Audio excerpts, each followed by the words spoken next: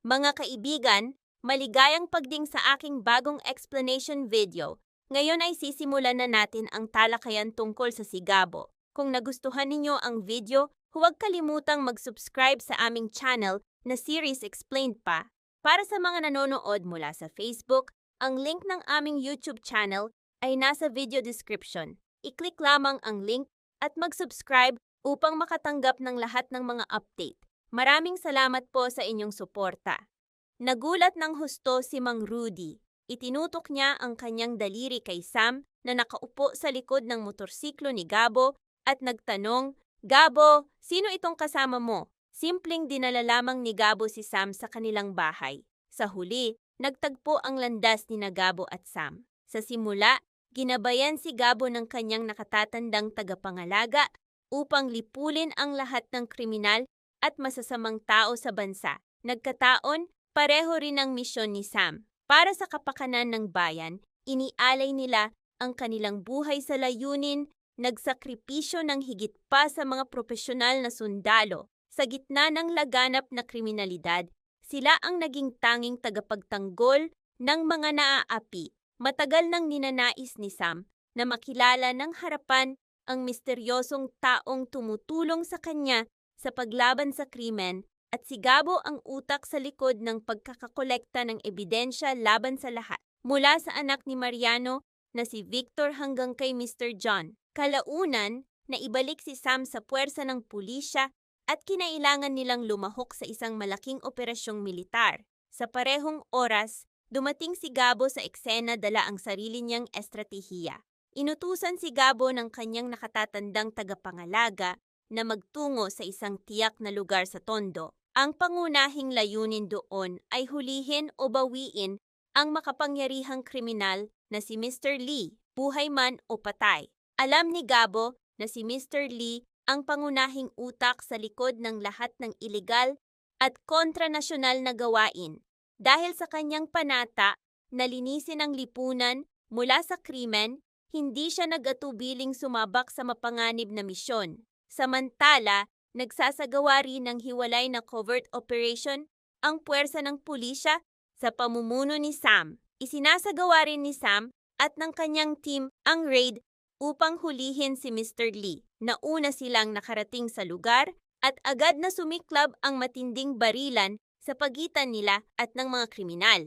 Dumating si Gabo ng kaunti pang huli, mag-isa dahil ayaw niyang malagay sa panganib ang kanyang mga kaibigan. Samantala, nagsimulang mag-imbestiga si Django. Nagtaka siya kung paano nakakuha ng napakaraming yaman si Gabo sa maikling panahon, samantalang sila mismo ay hirap kumita kahit pawisan at sugatan sa pagtatrabaho. Dahil dito, madalas siyang bumisita sa bahay ni Gabo, ngunit si Bitsay lamang ang kanyang nakakausap. Sa panahong iyon, nagsimula ng magtrabaho si Bitsay para sa ama ni Django, na natiling walang alam si Mang Rudy sa katotohanan. Ginagamit ni Gabo ang kanyang lumang motorsiklo sa bawat operasyon dahil madalas itong masira at magasgas. Siya mismo ang nag-aayos gamit ang sariling kita.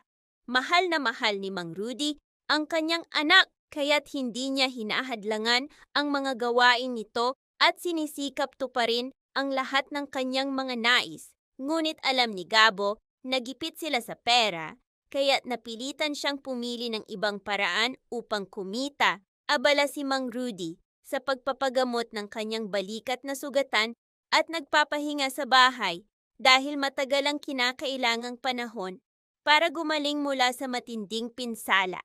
Samantala, dumating si Gabo sa kinaroroonan ni Mr. Lee kung saan naroon na ang team ni Sam. Dahil walang naging kompromiso sa pagitan ni Mr. Lee at ng team ni Sam, agad na sumiklab ang matinding labanan at direktang sagupaan. Ang nangyari kay Mr. Chan ay naulit kay Mr. Lee. Inakala niyang makakalusot at makakatakas muli. Ngunit personal na tinugis ni Gabo si Mr. Lee at nahuli siya ng walang kawala. Nagulat ng husto si Mang Rudy. Itinutok niya ang kanyang daliri kay Sam na nakaupo sa likod ng motorsiklo ni Gabo at nagtanong, "Gabo, sino itong kasama mo?" Simpleng dinala lamang ni Gabo si Sam sa kanilang bahay. Pagkatapos, madetin si Mr. Lee, agad na nagkaroon ng direktang komprontasyon sina Sam at Gabo. Parehong nakatutok ang kanilang baril sa isa't isa. Nang tanungin ni Gabo kung sino si Sam, ipinahayag ni Sam na siya ay kinatawan ng National Bureau of Investigation. Kinuha naman ni Gabo ang kanyang ID mula sa pitaka na nagpapatunay na siya ay kasapi ng isang lihim na organisasyong tinatawag na ONIDO. Tinanong ni Gabo kung kilala ni Sam ang grupong ito. Nang suriin ang ID, namangha si Sam at sinabing kilala niya nang lubos ang pinuno ng ONIDO at alam niyang ang mga kasapi nito ay nagsasakripisyo ng buhay para sa bayan at upang protektahan ang mga inosente.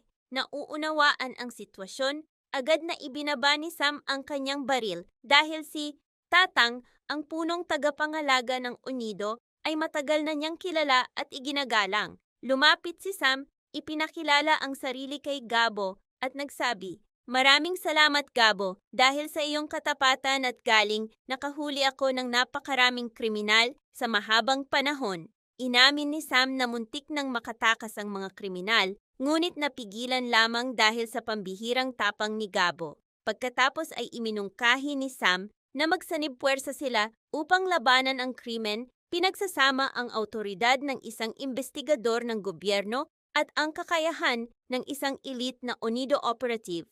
Pumayag si Gabo sa mungkahi. Ngunit nang hilingin ni Sam na isama si Mr. Lee sa kanilang kustodiya, tumanggi si Gabo at sinabing, "Hindi pwede dahil ako ang nanghuli sa kanya sa sarili kong panganib."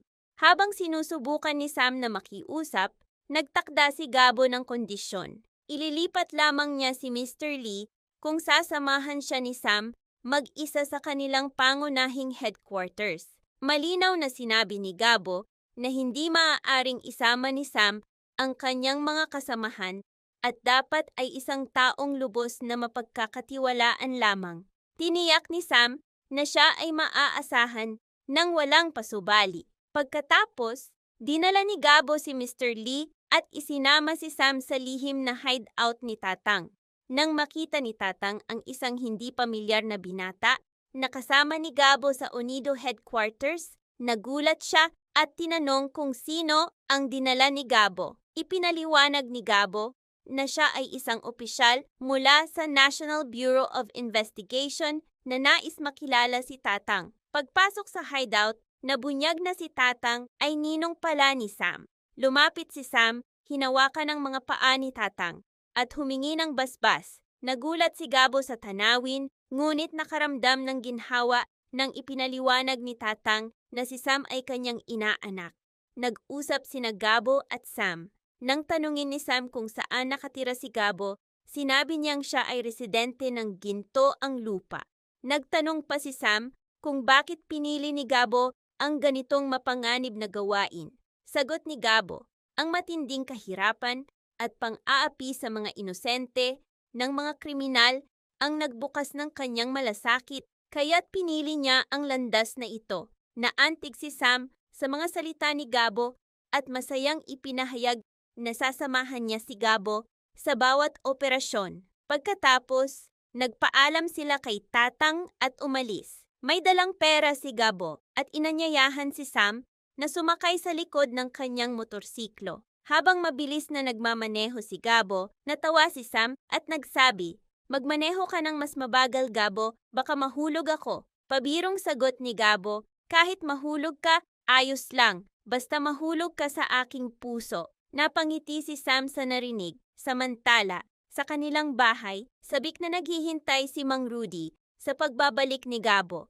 Nag-aalala siya kung nasira ba ang motorsiklo o bakit ang tagal ni Gabo. Nang sa wakas ay dumating si Gabo, nakita ni Mang Rudy ang isang magandang dalaga na nakaupo sa likod ng motorsiklo. Nabigla siya sa tanawin, itinuro si Sam at nagtanong kay Gabo nang hindi makapaniwala, "Gabo, sino itong magandang dalaga na kasama mo?" Sagot ni Gabo, si Sam ay isang espesyal na kaibigan at sadyang dinala niya sa kanilang bahay upang malaman ang susunod na mangyayari sa kanila at kung paano uusad ang kwento. Kailangan pang abangan ang kanilang darating na pag-uusap. Maraming salamat sa panonood ng buong video. Para mapanood ang susunod na episode explanation, huwag kalimutang mag-subscribe sa series Explained PH channel.